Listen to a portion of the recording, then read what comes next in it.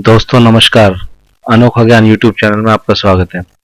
दोस्तों परेशान ना हो, आज मैं आपको एक ऐसे टॉपिक के बारे में बताता हूँ जहाँ पर अगर आपके पास कैश नहीं है तो आप किस तरह से पैसे का लेन देन करें। चलिए आज मैं आपको बताता हूँ। सरकार ने सबको चौंकाते हुए अचानक 500 और 1000 के नोटों को 8 नवंबर आधी रात से बंद कर दिया है। हालांकि वैसे तो यह कदम काले धन पर रोक लगाने के लिए उठाया गया है, लेकिन इस वजह से आम जनता को परेशानी का सामना करना पड़ रहा है। हालांकि इस कदम से कुछ अच्छी बातें भी होगी, जिनमें कैशलेस ट्रांजैक्शन को बढ़ावा भी शामिल है। यदि आपके पास कैश नहीं है तो परेशान होने की जरूरत नहीं है। आप लेन देन के लिए कैश की बजाय अन्य तरीकों से भी ट्रांजैक्शन कर सकते हैं।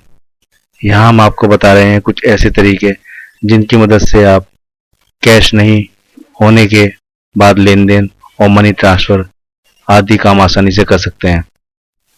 दोस्तों आप प्लास्टिक मनी का यूज कर सकते हैं। प्लास्टिक मनी का मतलब कार्ड से पैसे खर्च करना होता है।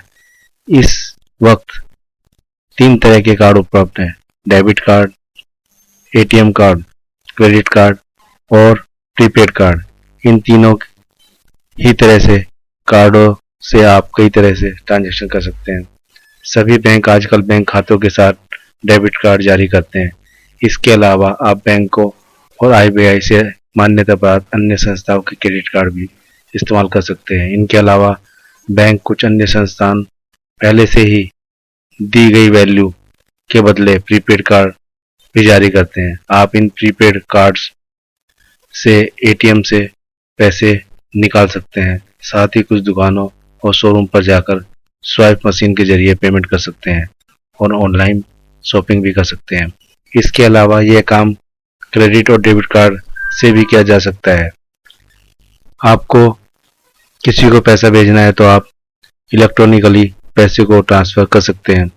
ऑनलाइन पैसे ट्रांसफर करने के ये 3 तरीके होते हैं: नेफ्ट, आरटीजीएस और आईएमपीएस।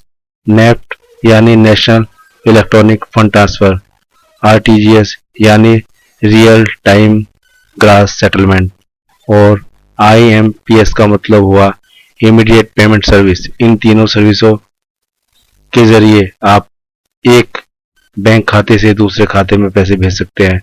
नेफ्ट में पैसा तभी ट्रांसफर होता है जब बैंक वर्किंग आवर्स होते हैं।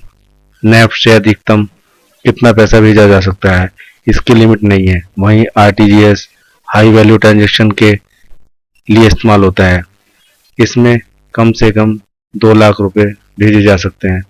आईएमपीएस में पैसा तुरंत ही ट्रांसफर हो जाता है और यह सर्विस 24 घंटे 7 दिन काम करती है। आईएमपीएस के जरिए अधिकतम 2 लाख रुपए ही ट्रांसफर किए जा सकते हैं। इन तीनों सर्विसेज के बदले कुछ चार्ज आपको चुकाना होता है, जो हर बैंक के हिसाब से अलग अलग होता है। नेफ्ट में धनराशि के हिसाब से 5 रुपए से लेकर 25 रुपए का चार्ज लगता है। आरटीजीएस में 30 से 55 रुपए का और आईएमपीएस में आमतौर पर 5 से 15 रुपए लगते हैं। आजकल ई वॉलेट काफी पॉपुलर हो रहे हैं। प्राइवेट कंपनियों के वॉलेट के अलावा बहुत सारे बैंकों ने अपने ई वॉलेट या डिजिटल वॉलेट जारी किए हैं। दरअसल इन वॉलेटों में पैसे को पहले से लोड किया जा सकता है और बाद में पेमेंट की जा सकती है।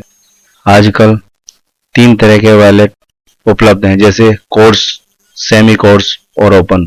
कोड्स वॉलेट से उसे जारी करने वाली कंपनियों के प्रोडक्ट्स या सर्विसेज के लिए ही पेमेंट की जा सकती है। ओला मनी और फ्री रिचार्ज क्रेडिट इसके उदाहरण है।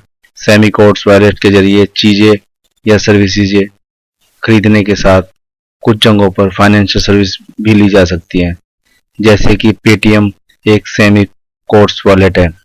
ओपन वॉलेट सिर्फ बैंक जारी करते हैं।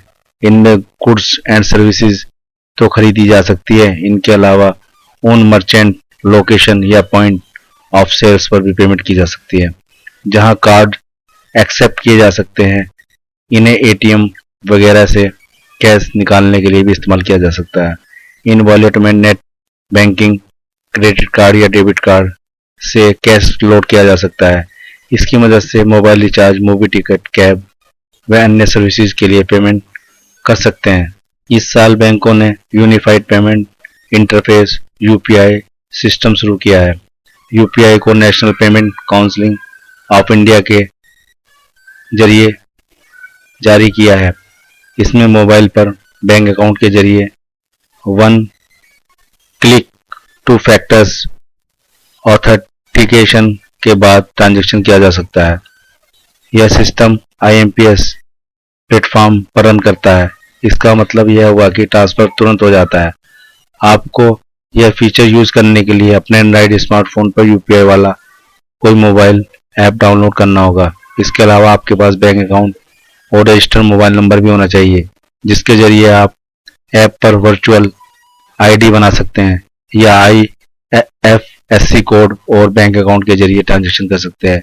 यह सर्विस अभी ग्राहकों के लिए फ्री है। हालांकि ज़्यादातर बैंकों ने अपने मोबाइल ऐप में ही यूपीआई का ऑप्शन दिया हुआ है।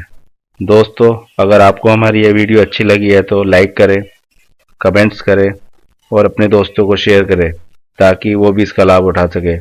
दोस्तों, आप हमारे फेसबुक पेज अनोखा ज्ञान को लाइक करें और मैं पुनः आपसे विनती करता हूँ कि आप हमारे यूट्यूब चैनल अनोखा ज्ञान को सब्सक्राइब जरूर करें।